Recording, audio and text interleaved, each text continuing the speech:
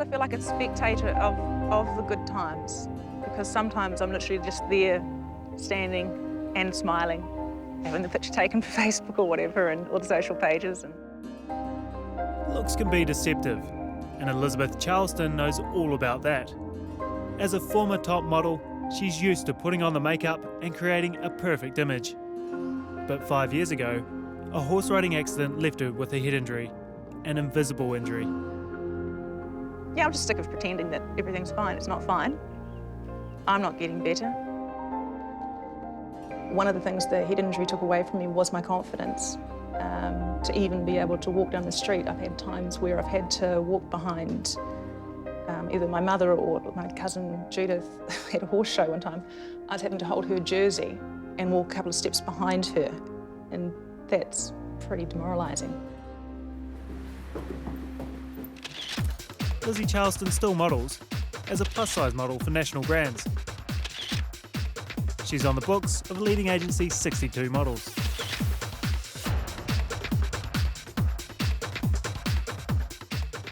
Sorry, I forgot the question. Sorry, I'm quite tired and fatigued now.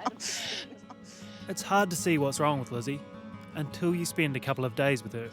I'm not giving you the answers that you want, I'm sorry.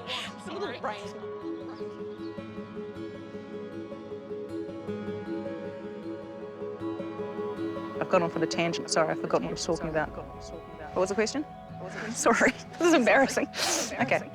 I know it's pathetic, I'm sorry, but I just need some time out.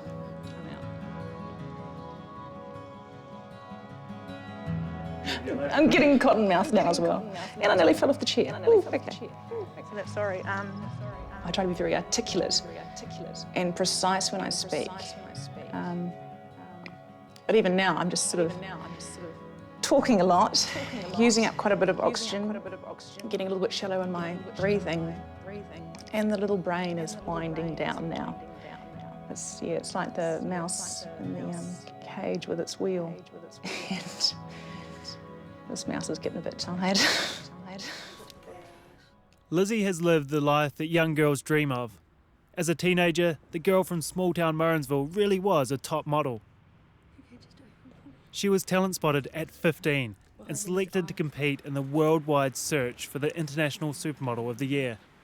And next thing we know, I got a fax from Ford Models in New York inviting me to represent New Zealand at the Supermodel of the World contest. So I did that, made the final 14, which was very exciting at the time, to represent New Zealand. And then went on to New York. London, Milan, Los Angeles, she travelled the world for modelling assignments.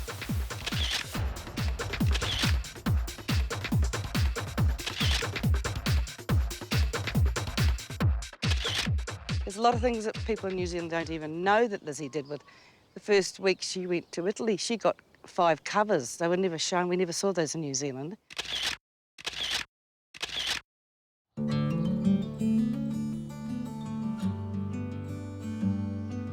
She always knew the modelling life wouldn't be forever.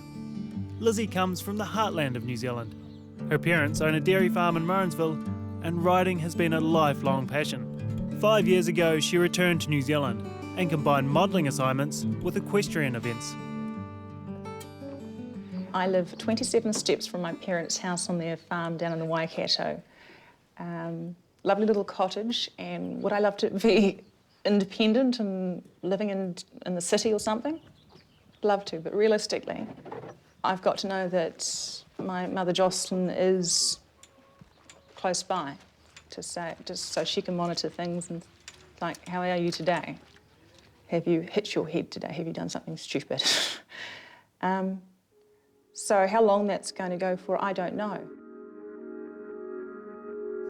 It was at a show 5 years ago that events took her on a completely unplanned path. To this day, I still have absolute recall, like it's happening now, of what happened. I was on a young horse. I'd taken it to a small event just to bring it on and give it some training, and I was competing. I'd come out of a class. It was being a bit of a brat child that day. And in the collecting ring, it started to rear up. And being a reasonably confident rider, I just put the legs on and pushed it forward, gave it its rein, and was like, no, come on, get on with it. And it did 3 of these sort of bounds forward, and this horse then flipped itself on its side. He just spun round and he went straight over backwards. Lizzie was still in the saddle, and it was in the middle of summer, the ground was rock hard.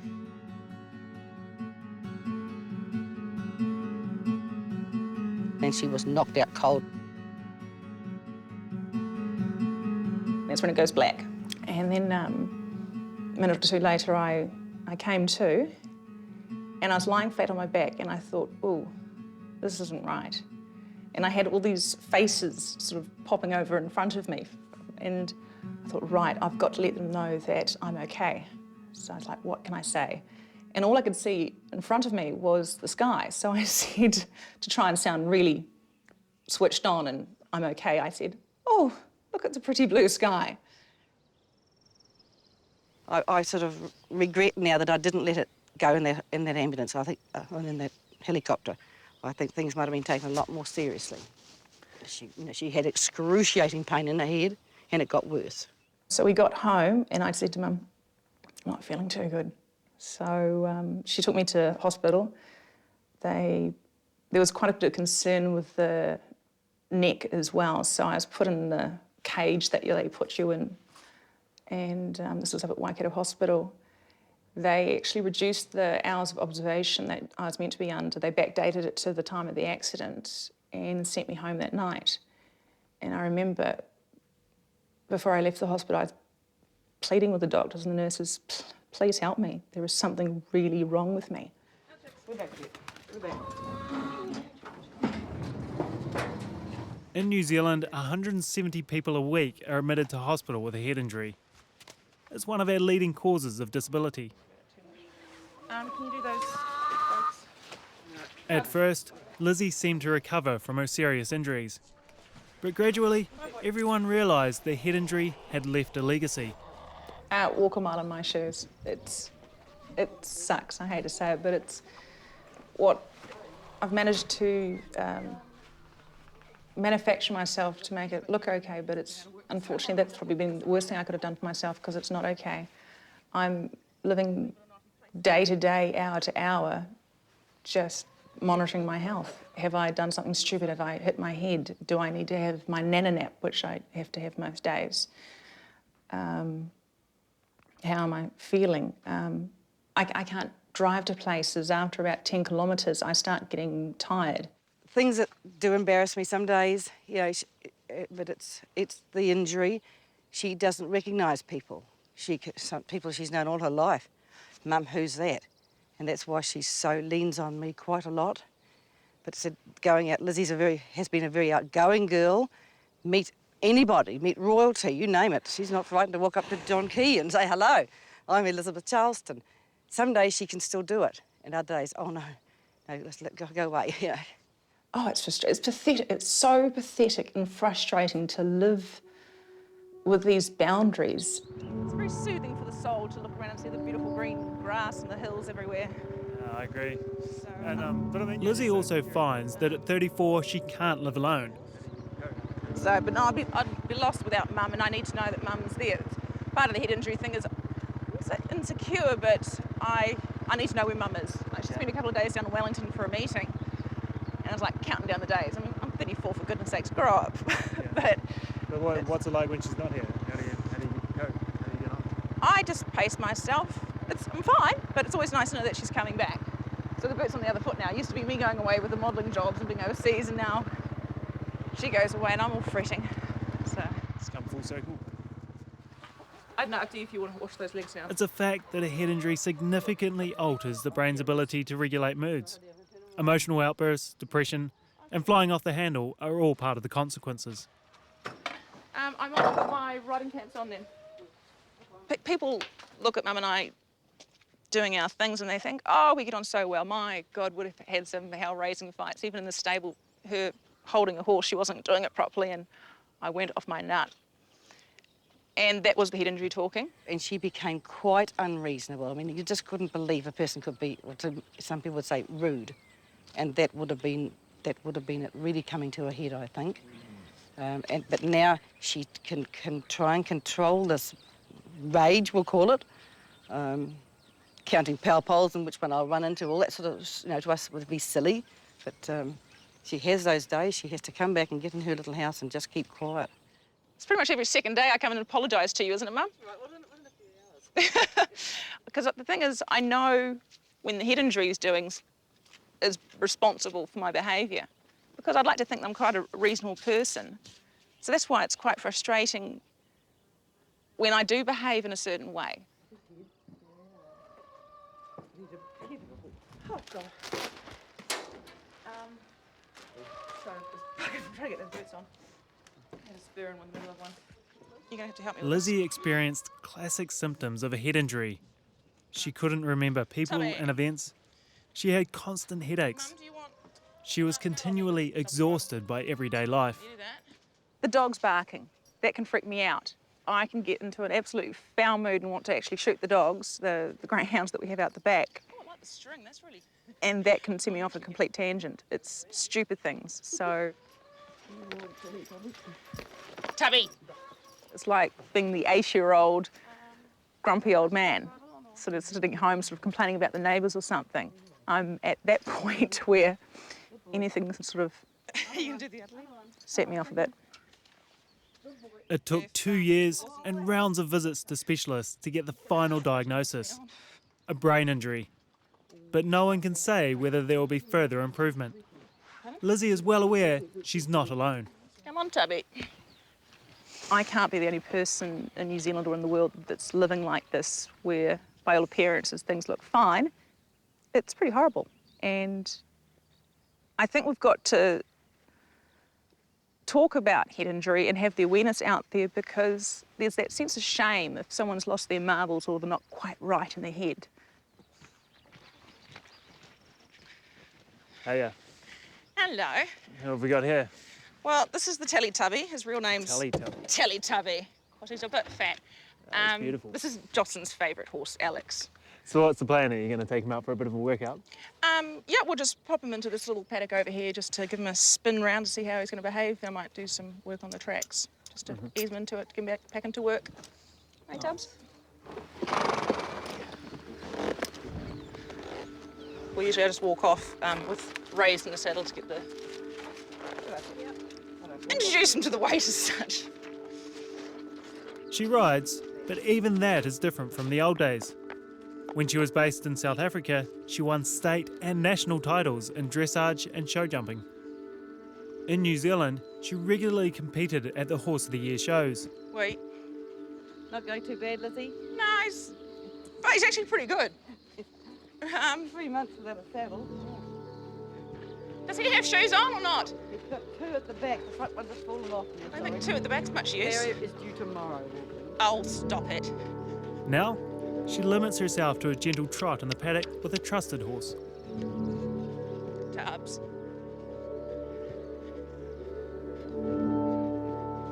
Come on, Tubby. Get up.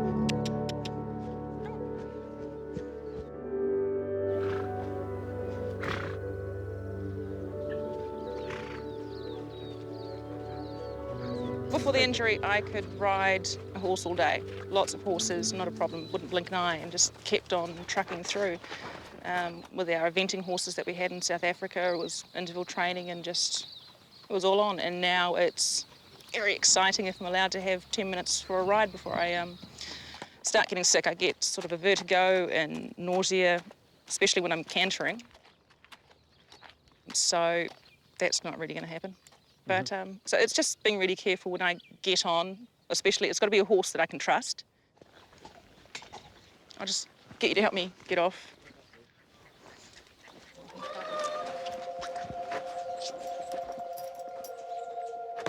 In the accident in 2005, I blew out the ligaments in my knees, so that's aching. The lower back's aching, just the general fatigue. I want to throw up. George.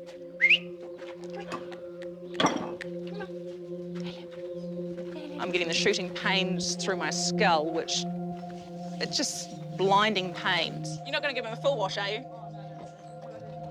Oh, Alex, stop it.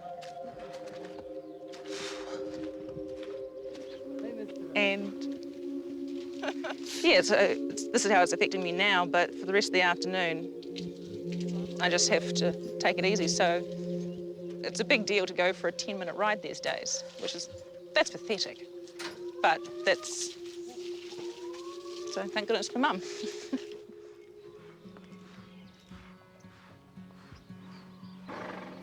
I mustn't say it's a disappointment because that's not fair to Lizzie because she didn't wish to be hurt. It's a sad thing. You see this beautiful girl out there being Lizzie, and then I know what she's going to put up with for the next few days. She's in her little room there, and I'll probably take her over some dinner, or because she just won't eat, she won't make herself a meal.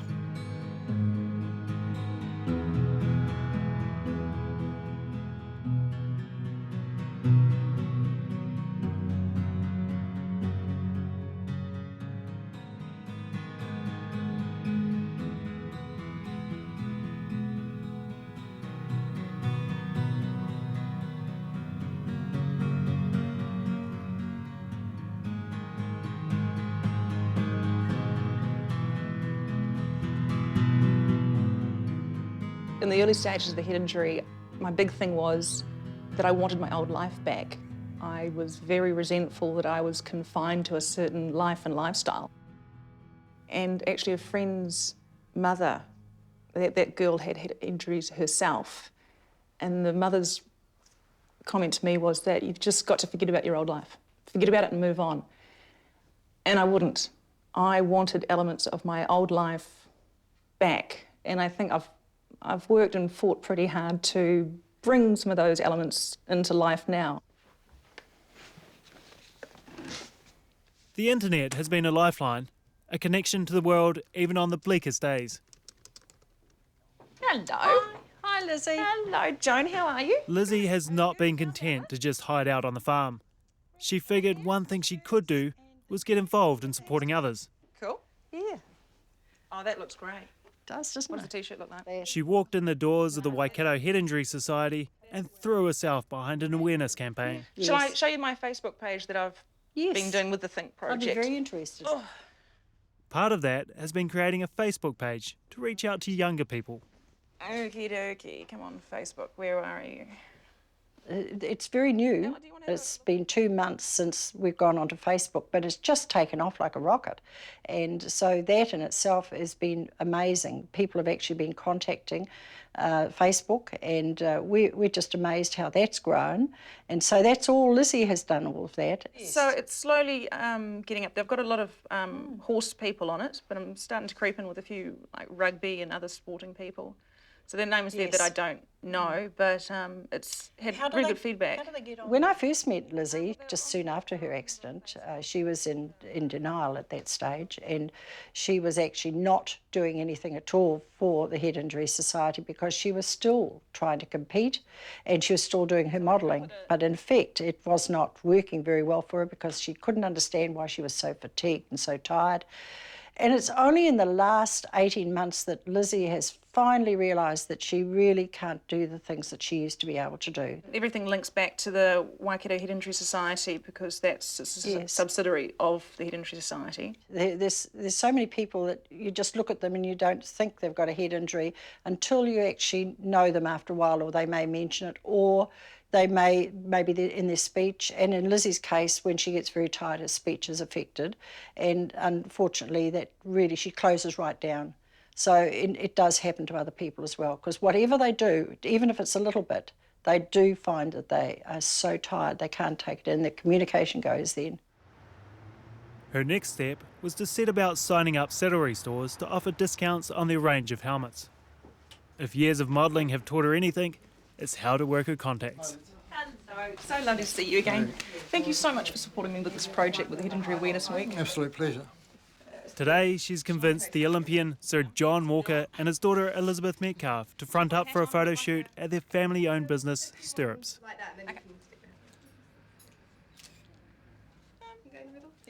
Sir John's not an easy man to pin down, so it says much about her skills that Lizzie has persuaded him to get on the bandwagon. This is the first year we're doing it, so hopefully we can do it again next year and then the year after that. So it's just growth, education, awareness. This is the GPA helmet. It's designed in France. It was designed by a guy that was a racing car driver. Okay. Yeah, I know that they cost a little bit more, but with the discount that you're offering this week with the Injury Awareness Week, it's worth getting one because you only get one head, don't you? You get what you pay for. If we can prevent just even a handful of people of going through and experiencing what I've had, because you wouldn't wish it upon your worst enemy. It's not a fun way to live. So if we could just educate from young to old, because there is that attitude in New Zealand, oh, she'll be right, you don't have to wear a hat. That's not true. Have you been down to see Bridget and the girls? Are they riding still? Yeah. Pleasant went to that. She finds someone to drive her to Auckland and goes out on the town with a girlfriend. The sort of outing most single 30-somethings count as routine.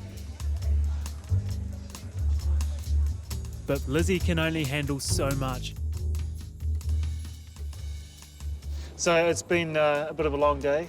Yeah. How have you got through it? Well, I really enjoyed coming out and playing in the city, but the wheels came off at lunch. What happened? Well, I excused myself, but I just ended up in the alleyway, bawling my eyes out. And when the director came out, and I was like, "How you going?" I'm like, it's just the way it is. It's too much. There's too much stimulation with too much noise. And me talking for so long, because as you can tell, I like to talk, but it just gets too much for me. So, but I don't usually and it's embarrassing. It's very embarrassing because I don't portray myself as being the person that gets upset and cries. I don't like people seeing that. No one would pick that you had that little cry during the day. How do you bounce back so quickly? It wasn't a little cry, it was the ugly cry. I give myself a pep talk. It's like, well, I'm committed to this project with filming today, so I've got to get through it, because I knew that we had a couple of more scenes to do, and just like focus. What's the getting home is the goal. So, and then I've got the rest of the week to just hide and recover. Lizzie sees a future for herself, but like the thousands of other head injury survivors, it's a different path from the one she had planned. I want to participate in life, but to do that, I've learnt now that there are boundaries. That's why I'm trying to speak up about head injury awareness, because I'm not the only person in New Zealand that's going through this.